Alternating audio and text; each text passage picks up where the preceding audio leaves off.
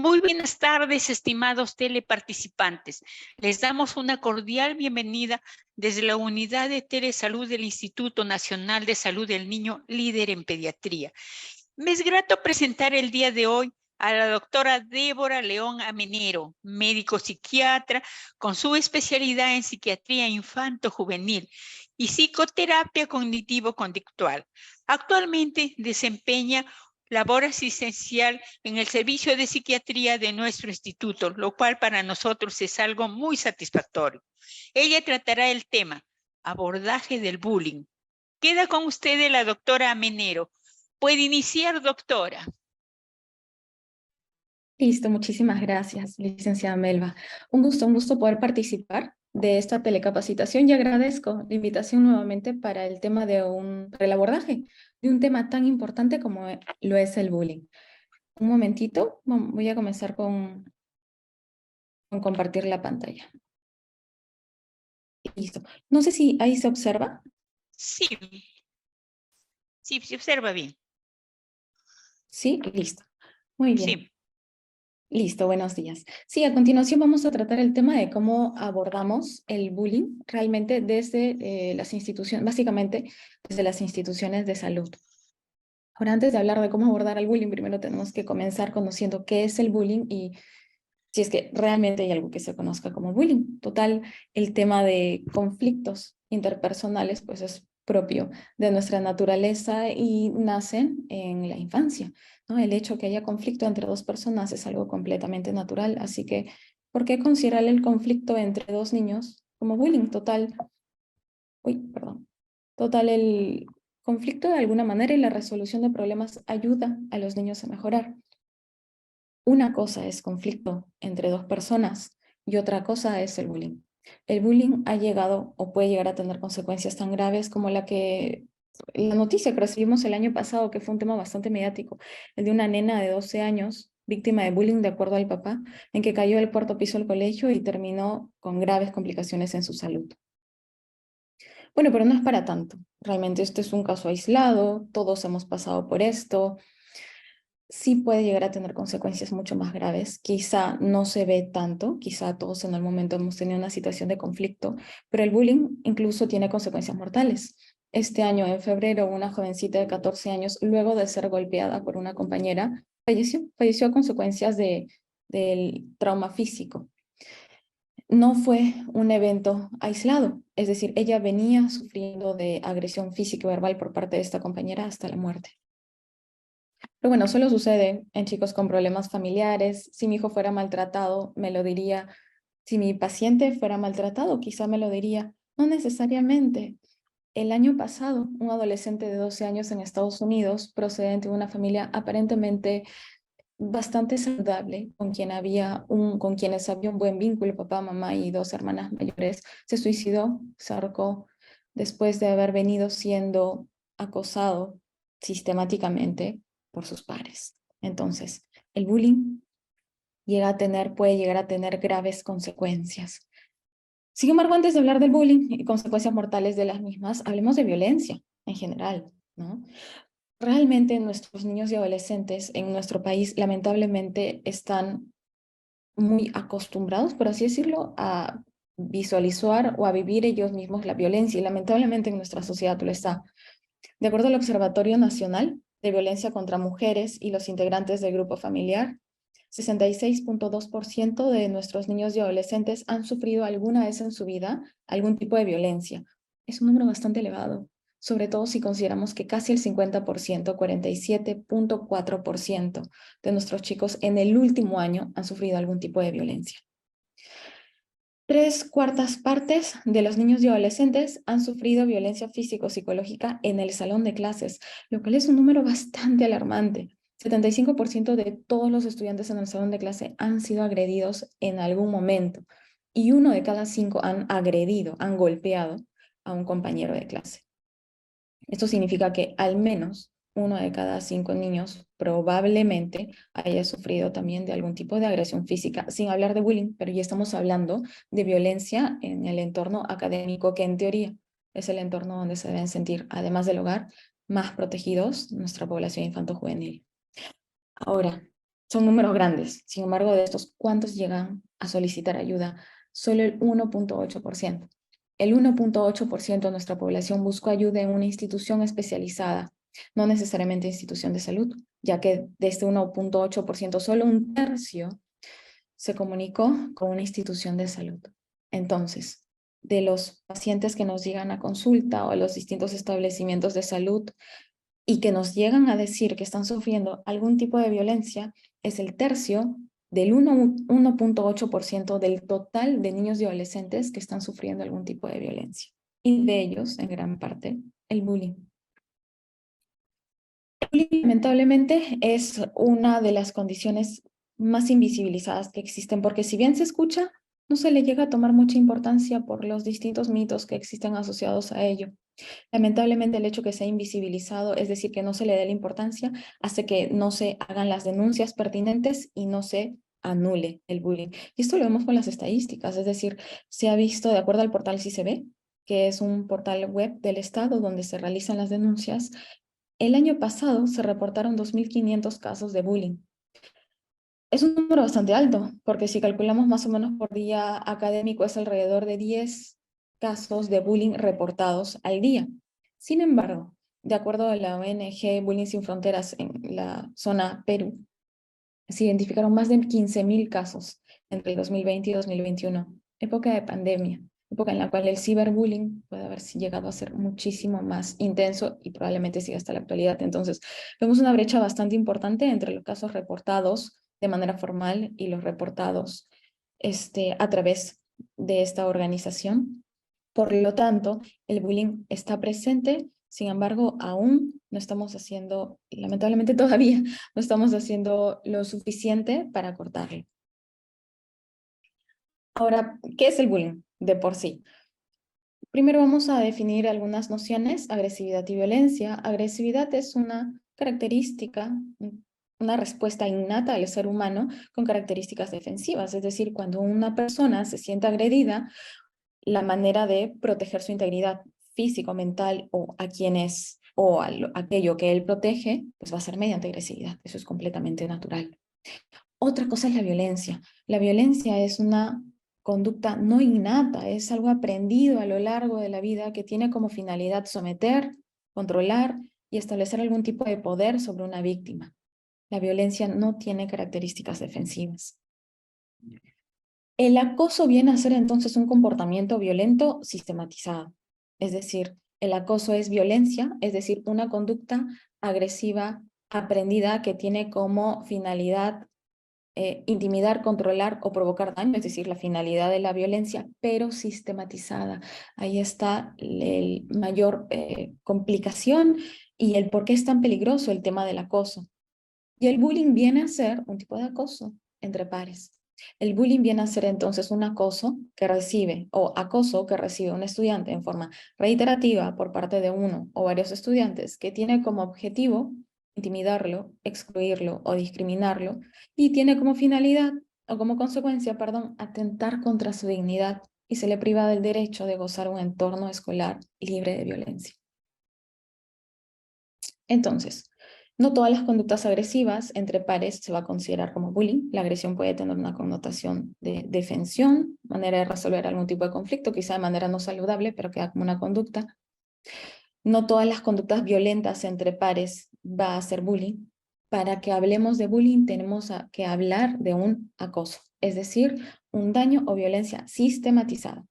Como características principales 5, una de ellas ya comentamos, la persistencia en el tiempo. No hay un tiempo delimitado como para hablar de bullying, sin embargo, cuando ya vemos que es repetitivo, y usualmente para que los adultos nos enteremos es porque ya es repetitivo, es bullying. Asociado a que en esta violencia, en esta conducta de violencia, haya desequilibrio entre el acosador y el acosado. Y usualmente el desequilibrio puede ser por características físicas tales como edad, talla, peso, características sociales, nivel socioeconómico, diferencia entre ambos, o características del entorno social, socioeconómico, perdón, el entorno social en el que la persona que tenga un mayor soporte social, o sea, más conocido entre sus pares, va a tener más soporte, por así decirlo, para ofrecer daño hacia la víctima. En tercer lugar, primer lugar, persistencia en el tiempo. En segundo lugar, desequilibrio entre acosador y acosado. En tercer lugar, indefensión de la víctima. Secundario a este mismo desequilibrio, la víctima, por más que busque defenderse, probablemente no va a ser efectiva su respuesta. En cuarto lugar, y muy, muy importante, ausencia de provocación de la víctima. ¿Qué significa? Nada, nada justifica violencia entre dos personas. Una cosa es defenderse ante una agresión con una respuesta tomando ciertos actos, y otra cosa es establecer un acto dañino hacia otra persona con el deseo de someterlo. Eso es violencia y nada justifica la violencia. Por más que la víctima probablemente haya hecho un comentario inadecuado, tenga conductas inadecuadas o haya fastidiado al agresor, nada justifica el que tenga una violencia sistematizada. Ojo. Así que ausencia de provocación de la víctima, eso lo tenemos que tener muy en claro para no minimizar el bullying. Y finalmente, el bullying no es un tema de dos, no es un tema, como vemos en esta imagen, entre el agresor y el agredido o el acosador y la víctima. Tiene que haber un entorno que permita que se lleve a cabo el bullying, sea por complicidad con el agresor, pasividad ante el acto o ignorancia del entorno. De esta manera, en el bullying, con las características ya descritas, tenemos distintos intervinientes. Tenemos el agresor, que es el que planea y toma parte de la agresión hacia la víctima. Tenemos el agredido, la víctima, que es la persona que es fastidiada o maltratada constantemente. Y tenemos el entorno, quizá amigo del agresor, es decir, aquel niño o adolescente que está presenciando lo que sucede y lo alienta o aumenta la burla. Tenemos el espectador, aquel niño o adolescente que lo observa y procura alejarse, no ver, no hacer caso, probablemente con una actitud defensiva, es decir, evitar que él en algún momento sea víctima de bullying.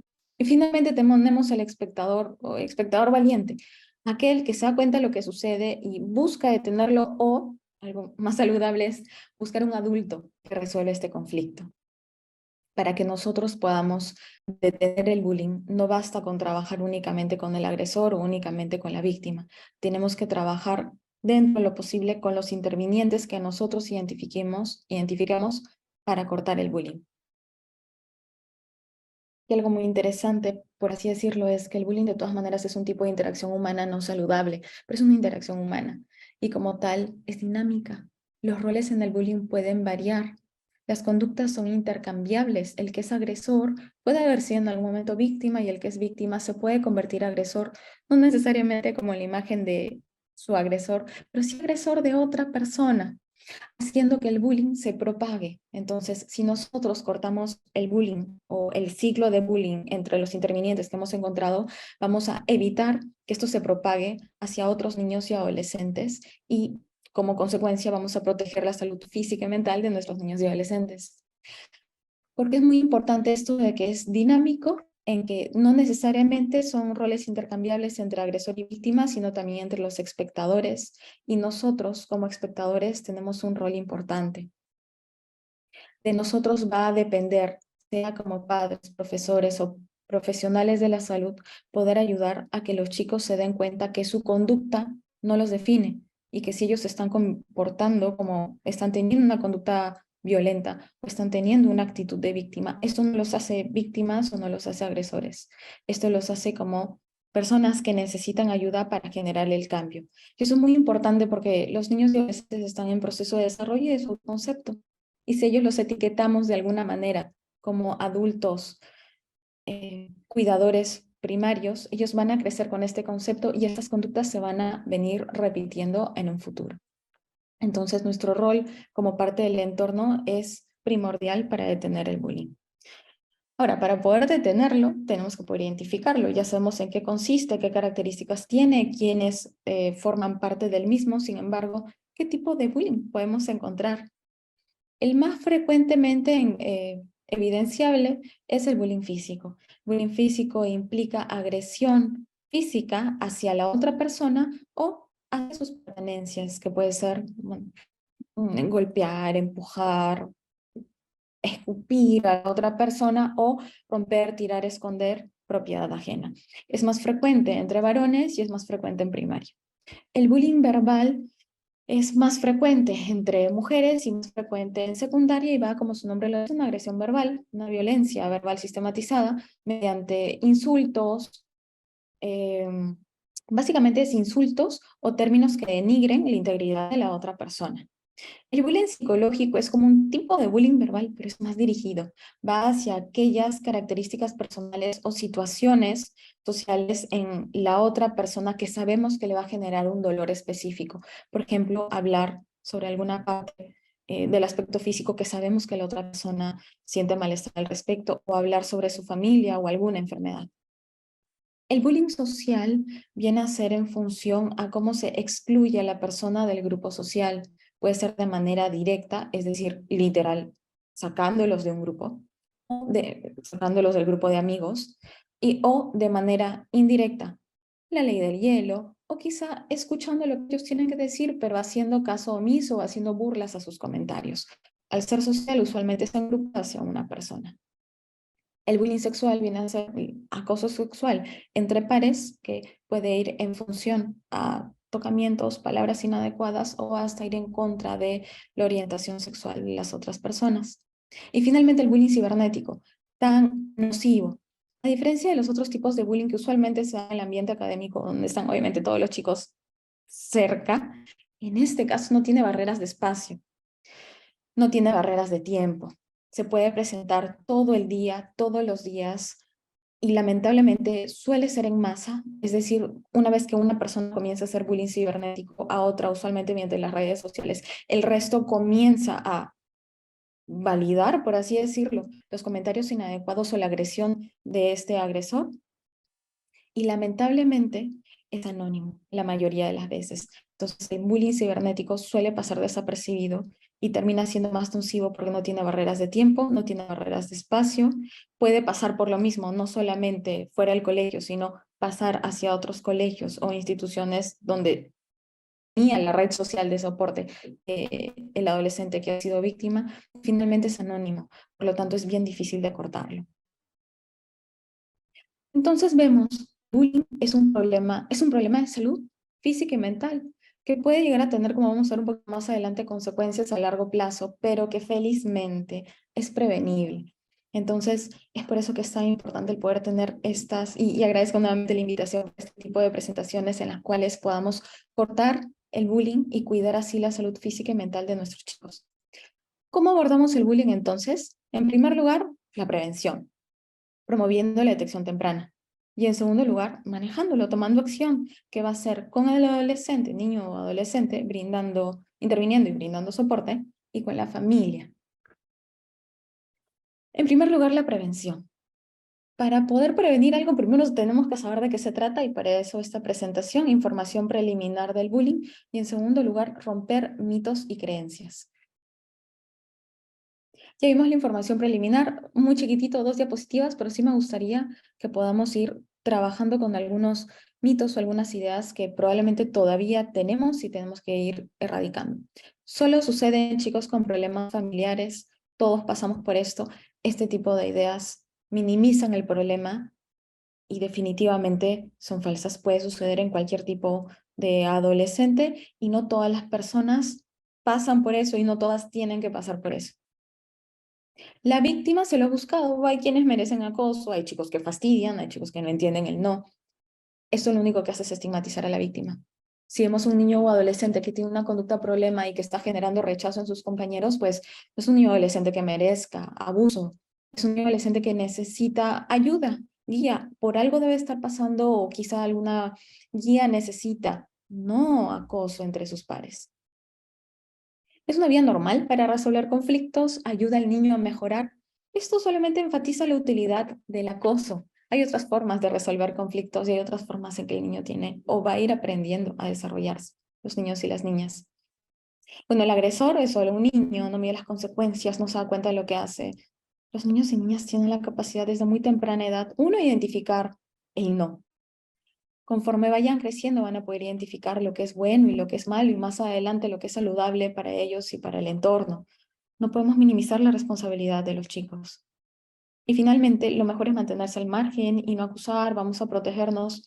Esto inhibe la responsabilidad del observador. Aquí, disculpa, en vez de agresor es observador. el observador tiene la capacidad de pedir ayuda y traer un adulto responsable que corte el bullying. Así que todos tenemos responsabilidad en esto. Por favor, si alguna de estas ideas las tenemos, trabajemos la idea, valoremos si tiene sentido y veamos si vale la pena mantener esa idea. Ahora sí, ya pasando a la parte de la prevención, uno tenemos el tema de información para prevenir y lo otro es cómo poder identificar el bullying, probablemente ya en consulta o incluso en casa con nuestros chicos. Uno, y lo más básico, es hacer un screening en general, como de cualquier diagnóstico. El screening es importante que sea universal.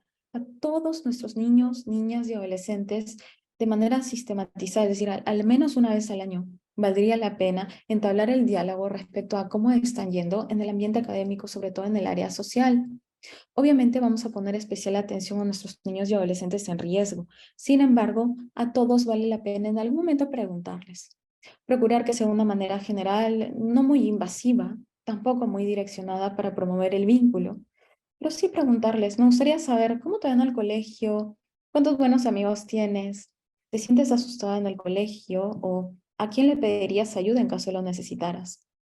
Como se dan cuenta, no les estamos diciendo directamente, ¿sufres de bullying o alguien te está acosando? Estamos haciendo preguntas abiertas para poder conocer cuál es la relación de los chicos con su entorno. El empleo de escalas, sí existen escalas que se pueden utilizar, sin embargo, de manera general y en una primera intervención, valdría la pena no hacerlo, porque la escala puede salir sesgada en función de lo que el niño o niña adolescente tenga miedo de responder. Así que un diálogo abierto y si se identifica el bullying, derivarlo para que los profesionales de salud mental ahonden un poquito más en el tema o apliquen la escala en caso sea necesario. Y bueno, claro está, el screening va a ser idealmente mucho más enfático en aquellos niños y adolescentes que tengan algún factor de riesgo. Entre los individuales, varones tienen más riesgo de sufrir un acoso físico, mujeres un acoso psicológico, verbal o ciberbullying. Las minorías étnicas, ojo, minorías étnicas nos referimos en función al ambiente escolar, es decir, si estamos hablando de un colegio que queda aquí en Lima, probablemente la minoría étnica va a ser provincia o va a ser el extranjero. Si es un colegio provincia, la minoría étnica va a ser una provincia distinta a donde están, incluyendo Lima, o va a ser quizá el extranjero. Entonces, todo es en función al entorno, pero la minoría étnica. Y entre ellas, entre las minorías, la población LGTBIQ+, es decir, la población con una orientación sexual homosexual o distinta al heterosexual o población con disforia de género tienen muchísimo más riesgo de ser víctima de bullying. Así que si vemos alguna de estas características, énfasis específico. Respecto al entorno, ¿no? Aquellos chicos que vengan de un estilo de crianza no saludable, sea uno muy punitivo o agresivo, puede condicionar a que un niño adolescente se convierta en agresor o se convierta en víctima a la hora de normalizar la agresión. Un niño adolescente que provenga de un estilo de crianza autoritativo o muy sobreprotector tiene el riesgo de convertirse probablemente en víctima. Los chicos con un estrato socioeconómico distinto al del entorno, igual, similar a lo que mencionamos de las minorías, un colegio que tenga un nivel socioeconómico bajo, un entorno, llega a un niño con un nivel socioeconómico mejor, probablemente este pueda ser víctima de bullying y viceversa. Y finalmente el grupo de amigos, ¿no? Si es que uno se relaciona con chicos que tienen una conducta violenta, que no están recibiendo la ayuda que necesitan, probablemente uno tiene más riesgo de convertirse en agresor. Pero si es que una persona no tiene un soporte amical adecuado, tiene más riesgo de convertirse en víctima. Y respecto al estado de salud, y aquí hago muchísimo énfasis, porque es lo que vemos todos los días en el instituto, niños y adolescentes con distintas dificultades o problemas de salud. De manera general, el sobrepeso o cualquier característica física al usual pueden hacerlos blanco de bullying. Cualquier alteración en el neurodesarrollo, o sea, estar dentro del espectro autista, tener déficit de atención o hiperactividad, y ellos realmente son un blanco muy importante de bullying. O finalmente aquellos con trastornos de aprendizaje, dislexia, disgrafia, discalculia, o niños y adolescentes que tengan una discapacidad, sea intelectual o física, son también víctimas o blancos importantes de bullying. Y finalmente, aquellos con enfermedades crónicas, que tengan, por ejemplo, asma y tenga que utilizar el inhalador en época de clases o que no puede hacer algunas actividades propias de su enfermedad, o un pequeñito que tenga una enfermedad renal crónica, tenga que ir a diálisis, tenga características físicas asociadas al problema renal, o talla baja asociadas también a un problema hormonal o un problema renal, es decir, nuestra población en la institución son una población de por sí blanco de bullying, por lo tanto nosotros tenemos la responsabilidad de identificarla a tiempo y cortarlo. Y bueno, básicamente las consecuencias. ¿En quiénes vamos a hacer screening? También en aquellos que quizá vengan ya con las consecuencias. O sea, no nos van a decir que sufren de bullying, no nos mencionan sus factores de riesgo, no los identificamos. Pero si vemos que hay un niño o niña adolescente que no quiere ir al colegio, que está faltando, que tiene muchas conductas problema en el ámbito escolar o incluso fuera, que se aísla o que ya tiene ideación tanática y no identificamos algún estresor, por favor, busquemos si es que está siendo víctima de acoso escolar. Y bueno, con los signos de alarma son también un muy buen punto de inicio para identificar quién está en riesgo. Signos de alarma de ser estar en el rol de víctima. Dentro de la conducta, de repente el niño o niña llegue y dice constantemente que ha perdido sus objetos o que se le han roto, se le han malogrado, repentina disminución en el rendimiento escolar, excusas para no ir al colegio, aislamiento social o conductas autodestructivas. En el afecto, cambios repentinos en el estado de ánimo, que haya ansiedad o tristeza excesiva si no identifiquemos la causa. En el pensamiento, insatisfacción personal, una persona que es víctima de acoso, de violencia, va a comenzar a alterar su concepto y como consecuencia va a haber insatisfacción con quien es. En lo físico, lesiones que no tienen explicación o justificaciones que no calzan, frecuentes dolores de cabeza, dolores de pancita, cambios repentinos en los hábitos alimenticios, que tengan mucho apetito, que ya no quieran comer, o problemas para dormir. Cualquiera de estos signos en un niño o adolescente, por favor, indaguemos si es que no está siendo víctima de acoso escolar.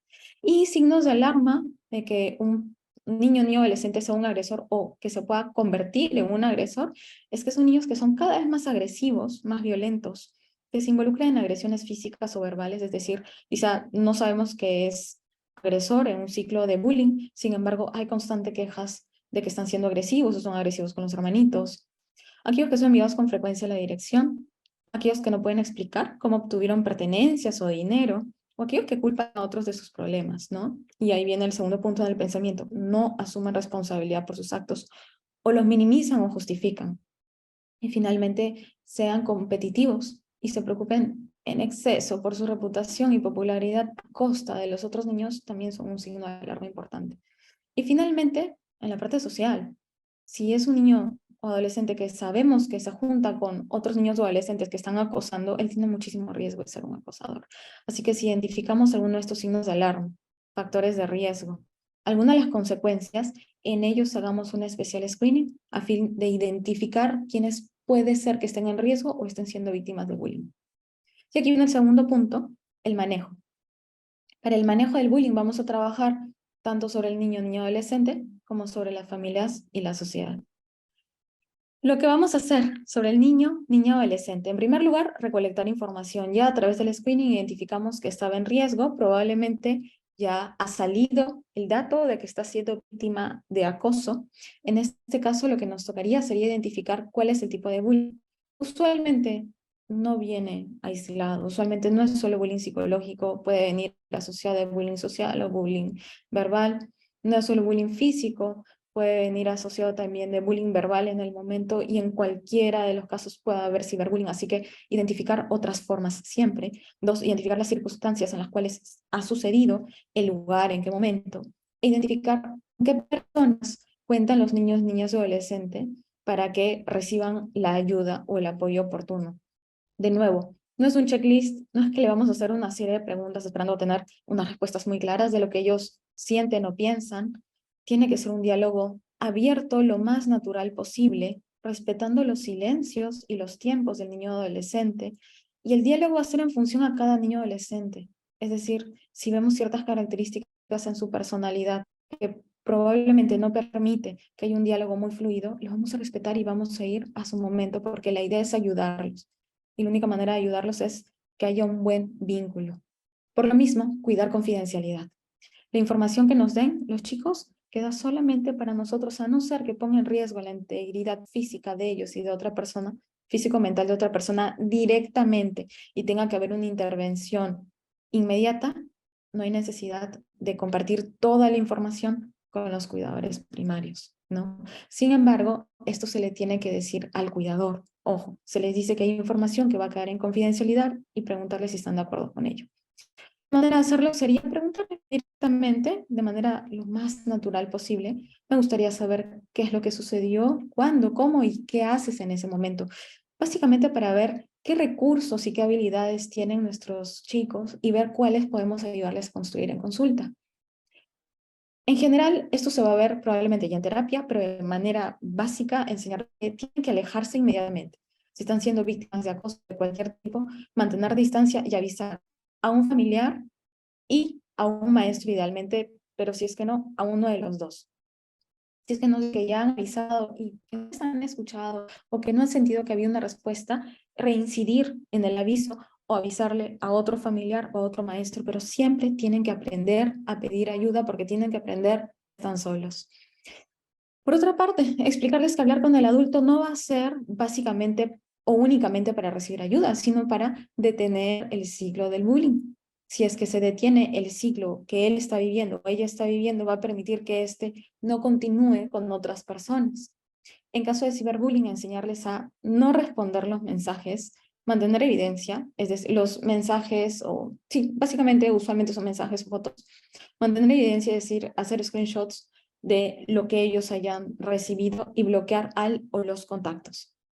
Y finalmente, ayudarles o comentarles sobre la importancia de desarrollar asertividad, es decir, la capacidad de comunicarse de una manera directa, dentro de todo, tranquila y oportuna, y finalmente ayudarles a desarrollar habilidades sociales. Pero comentarles que para esto, ellos van a necesitar ayuda psicoterapéutica. La idea como profesionales de salud es brindarles este primer contacto para que ellos vayan aceptando la idea de recibir ayuda. Mientras buscamos construir las habilidades de los chicos, recordar que vamos a validarlos, es decir, si ellos nos dicen que sienten una u otra emoción, intentar no minimizarla, no atenuarla o no procurar en el afán de hacerlos sentir bien, decirles que no la sientan, no. Estamos aquí básicamente para escucharlos.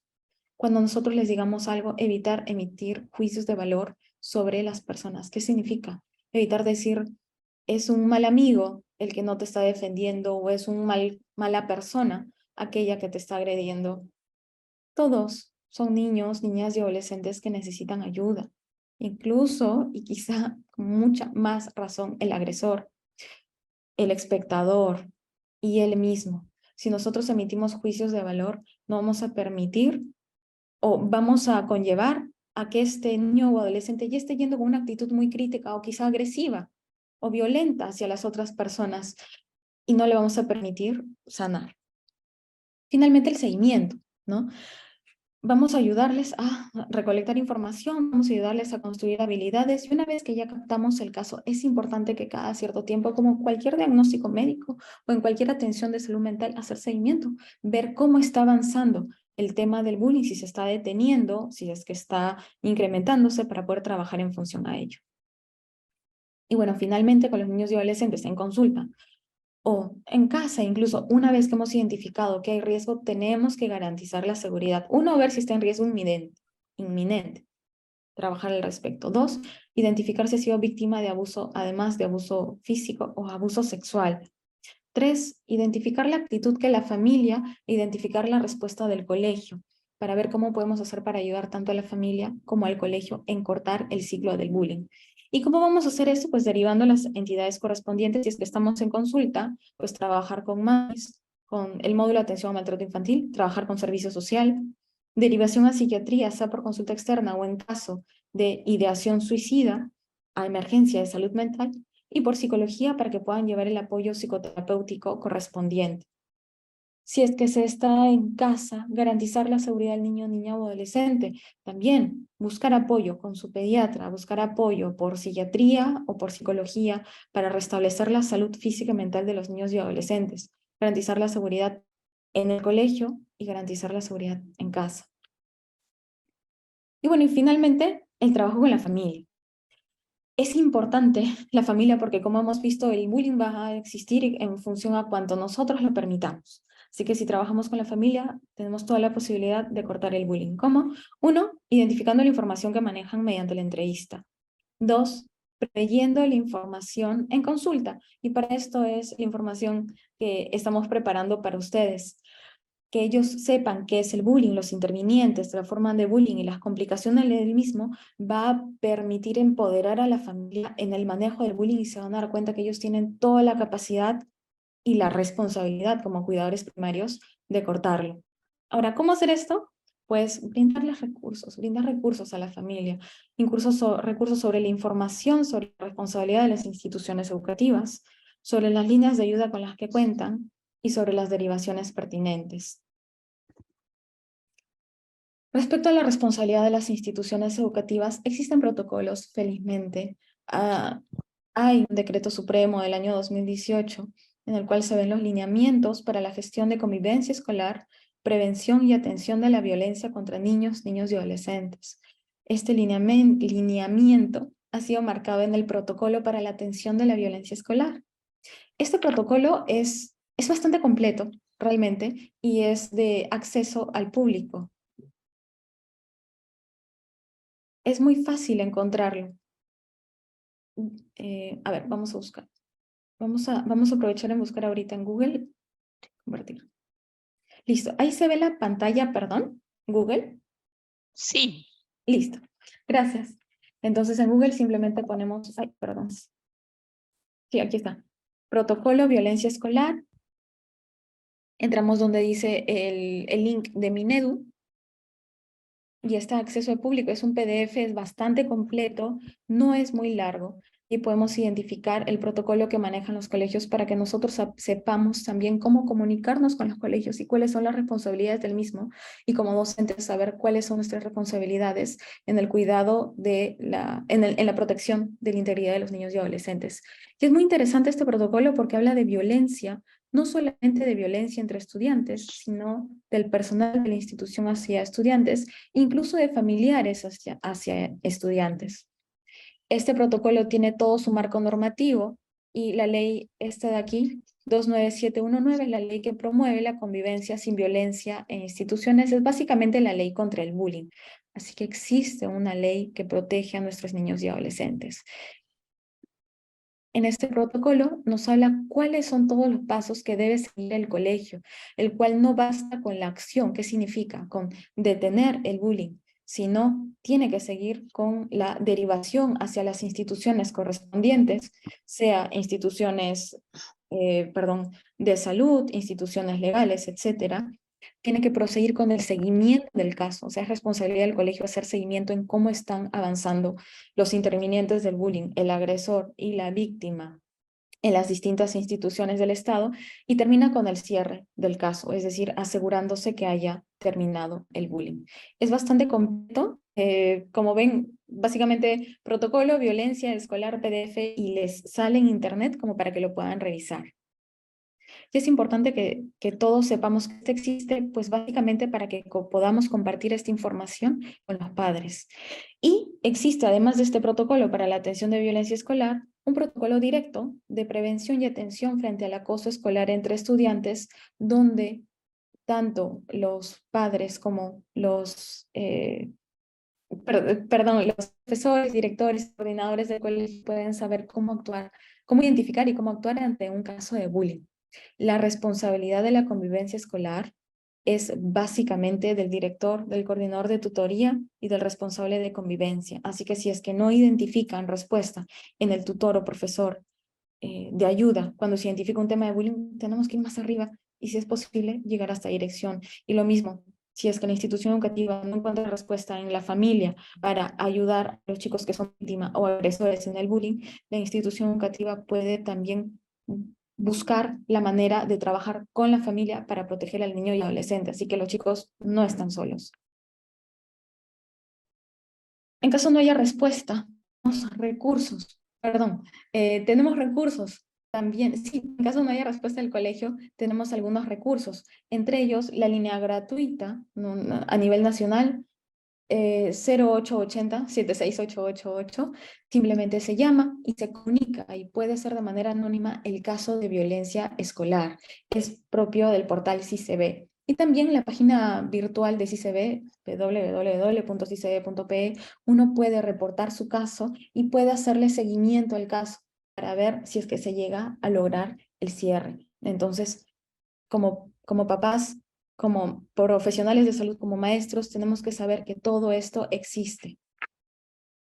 Y finalmente, en caso los chicos no reciban o no se reciba la ayuda correspondiente, eso es más que nada para instituciones particulares en realidad, pero se puede hacer reclamo en Indecopi, sea por la página web o sea por correo electrónico o a los teléfonos que aquí les estoy colocando, se puede hacer el reclamo porque de todas maneras no basta con sacar al niño del colegio o cambiarlo de aula. El bullying se tiene que cortar, porque si quitamos un interviniente probablemente van a aparecer otros.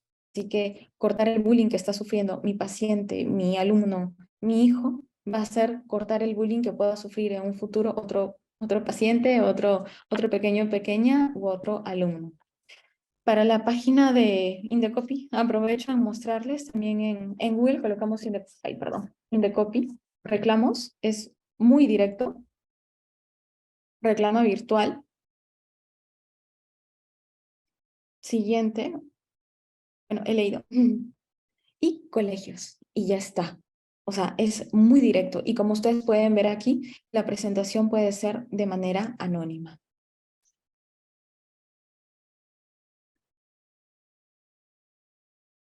Así que bueno, una vez que hemos empoderado a la familia, le hemos brindado los recursos que nosotros tenemos recursos, ya nuestra responsabilidad va a ser en prevenir episodios futuros. ¿Cómo?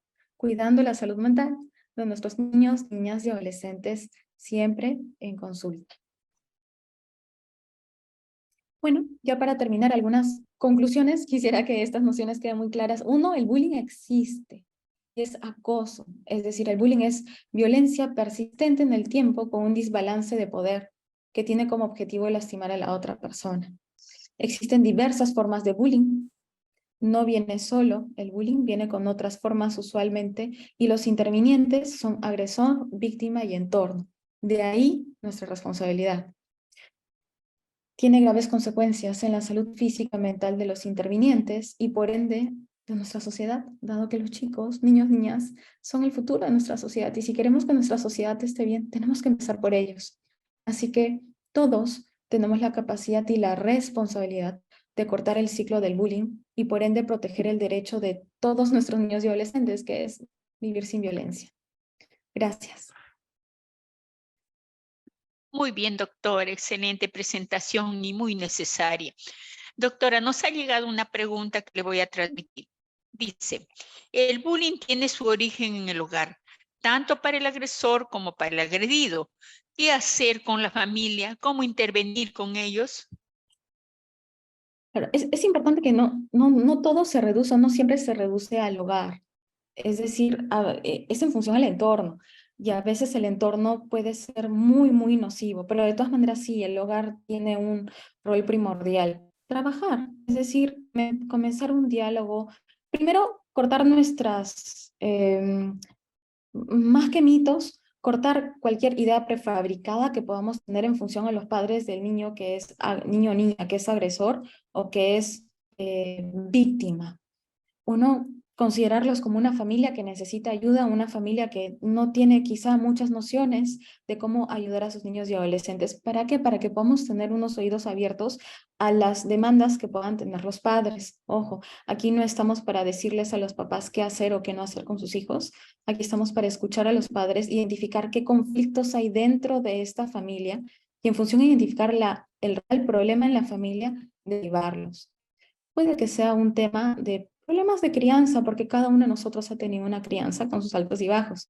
Puede ser que sea un tema de problemas socioeconómicos, lo que está condicionando que haya mucho conflicto en familia. Puede que haya una enfermedad en uno de los miembros de la familia que esté alterando el balance en la salud mental de la familia. O puede ser un evento catastrófico que les haya pasado. A lo que voy, veamos a la familia como una entidad que necesita ayuda. Destinémonos a escucharlos, identificar cuál es la ayuda y hacer las derivaciones pertinentes, sea para que lleven terapia, sea servicio social, sea una intervención directa con mamis, pero siempre con la idea de ayudarlos. La respuesta es Bien, bastante general, pero creo que es porque el ámbito es bastante general, no sé si quedó claro.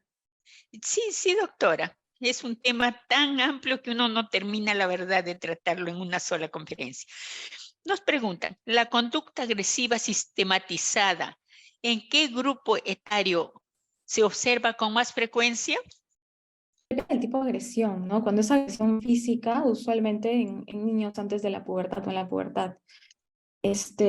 Cuando son más grandes ya la agresión suele ser más que nada verbal o psicológica, o puede ser agresión en contra de la propiedad privada, la propiedad ajena, ¿no? Es más probable que un niño pequeñito en primaria golpee a otro niño y es más probable que un adolescente en secundaria vaya en contra de los objetos personales. Entonces cambia la forma de violencia. Bien, doctora. Nos preguntan, ¿el agresor es un líder negativo que siempre es apoyado por un grupo o a veces agrede sin necesidad de apoyo grupal? Mm. No es que lo hagan necesariamente por buscar apoyo, sin embargo, para hablar de bullying siempre hay apoyo y el apoyo no necesariamente implica que alguien lo esté alentando.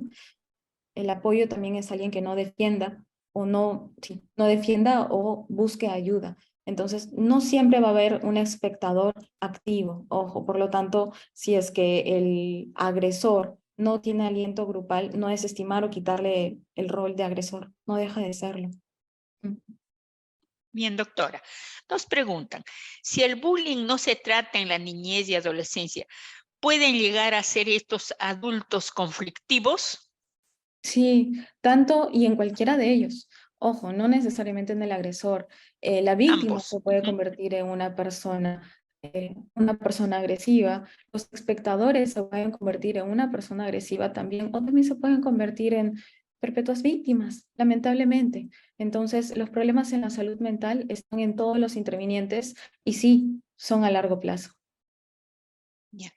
Cuando un niño en edad escolar se niega a ir al colegio porque Mm. tiene temor a un determinado profesor, ¿qué considera que estaría pasando? Al profesor, ¿ah? Habría, sí, habría que conversar realmente con el niño, niña o adolescente, ¿no? Porque ellos tienen la respuesta. Ojo, conversar con los oídos bien abiertos, es decir, dispuestos a escuchar lo que sea que tengan por decirnos. Pero puede ser muchas cosas. Puede ser el método de enseñanza, puede ser el tono de voz, puede ser que quizá están sin querer direccionando la atención hacia otros niños, sino hacia ellos mismos. Es decir, el que tenga un niño rechazo hacia un profesor no necesariamente es que el profesor esté haciendo algo inadecuado. Ojo, para poder identificar cómo ayudarlo, hay que conversar con el niño, hay que conversar con el profesor, si es posible conversar con otros profesores para identificar qué sucede y trabajar al respecto, ¿no? Bien, doctor, está muy solicitada. Aquí nos llega otra pregunta. ¿Considera usted que debe haber convenios entre el MINSA y Ministerio de Educación para un manejo adecuado del bullying? Sí, y en teoría es integral. Es decir, en teoría estos protocolos son del Ministerio de Educación y en el mismo protocolo ahí sale como parte del protocolo la derivación a instituciones del MINSA para que el MINSA reportemos a los colegios mediante informes cuál es el avance de los agresores y la única manera de que el colegio pueda hablar de cierre en el ciclo del bullying, es decir, que el bullying identificado entre, no sé, Juan y María ha terminado. La única manera de cerrarlo es que se reporte que han recibido los dos todas las terapias necesarias, ¿no? Sí, en teoría es así. El problema es que no conocemos mucho al respecto y por lo tanto no se hace. Pero bueno, esa es la idea de las presentaciones, sí. Bien, doctora. Por el chat nos llega otra pregunta. ¿Qué medidas debo tomar cuando el menor no quiere ir al colegio debido a que sufre bullying? Sí, conversar con él, básicamente para identificar qué tipo de bullying es, quiénes son los agresores, conversar con el colegio para poder hacer los cambios. No necesariamente es forzarlo a ir al colegio, pero lo que sí se sugiere de todas maneras es que pasen por salud mental. Así ya identifican que no quieren ir, que vayan por psicología y por psiquiatría para poder trabajar con estos niños, porque sí, por un lado la conducta evitativa puede ser una manera de protegerse, pero por otro lado tienen que aprender habilidades sociales y habilidades de resolución de problemas y conflictos. Y eso lo van a hacer con terapia. Y si es que quizá hay alguna condición ya de mayor intensidad y un trastorno de salud mental como consecuencia del bullying o quizá previo y que ha condicionado, lo ha puesto en riesgo, con más razón tiene que verse por salud mental, ¿no? Entonces, no forzarlo, ojo, conversar con los intervinientes, se pueden hablar de negociaciones, por ejemplo, disminuir la cantidad de horas o disminuir los días, procurar no anular el que vaya al colegio y de todas maneras ir por salud mental para ver qué está pasando con este pequeñito y resolverlo, ¿no? Bien, doctora. No llega otra pregunta y comentario. Buenas tardes, doctora. Gracias por su excelente ponencia. Mi pregunta es, ¿cómo ayudar a identificar en un niño con TEA con escasos recursos lingüísticos si está siendo víctima de bullying? Habría que ver, porque el espectro autista es súper amplio. Entonces, es en función a cada niño. No estoy muy segura si cuando mencionan escasos recursos lingüísticos es un niñito que no habla o un niñito que habla y no sabe cómo expresarse o que quizá tenga un pensamiento muy concreto. La verdad es bastante amplio, pero en general, cualquier cambio en las emociones, en la conducta, funciones biológicas o síntomas físicos de un niño o niña adolescente, más aún con TEA, y que vemos que aumenta en la hora escolar, puede que esté siendo víctima de algún tipo de acoso escolar, ¿no? Entonces, cambios en conducta, que esté agresivo, que se aísle, emociones, que esté irritable, lloroso, con mucho miedo, funciones biológicas, que no pueda dormir, que tenga justo dolor de barriguita o dolor de cabeza a la hora de ir al colegio y que esté asociado tal cual, a la hora de ir al colegio, pensar o sospechar de bullying. Claro. Y también se le recomendaría un tratamiento profesional. En Sí, el el niño tratamiento, tenemos muy buenos profesionales. Puede acudir a nuestro sí, instituto. sí, es multidisciplinario. Ojo, tenemos que hacerlo y tenemos que hacerlo entre todos, como les digo, no solo por ese niño, niño adolescente, sino por todos, realmente. Bien, doctora, ya no tenemos preguntas por el momento. Muchísimas gracias, doctora Menero. Su ponencia ha sido muy interesante en bien de la niñez, bueno, de todos, ¿no? De los padres, maestros, pero especialmente pues nos dirigimos a la niñez y adolescentes del país. Felicitaciones, excelente ponencia. ¿Algunas recomendaciones finales más importantes que quisiera dar al público que está conectado con nosotros? Sí. Solo recordar que nosotros somos los responsables por velar a los niños, niñas y adolescentes, todos, no solo como padres. Así que sigan, de verdad agradezco la presencia en esta ponencia, porque eso lo que hace es, de alguna manera, reforzar las nociones y el deseo que cada uno de nosotros tenemos por cuidar la salud mental de los niños, niñas y adolescentes. Así que nada, seguiré empapándose en el tema si es que es posible, consultando con profesionales, si es que lo desean, todos estamos abiertos a ayudarlos, porque todos tenemos una meta en común, me parece, que es cuidar la integridad de nuestros pequeños y pequeñas. Así Bien, que doctora, agradezco. gracias nuevamente. De nada, hasta Agradecemos luego. también a todos los participantes que nos están visualizando hoy y les recordamos, y esta es una noticia buena para ustedes, que este interesante tema queda colgado en la página web y canal de YouTube de Telesalud del Instituto Nacional de Salud del Niño, donde pueden visualizarlo cuando ustedes desean. Muy buenas tardes a todos.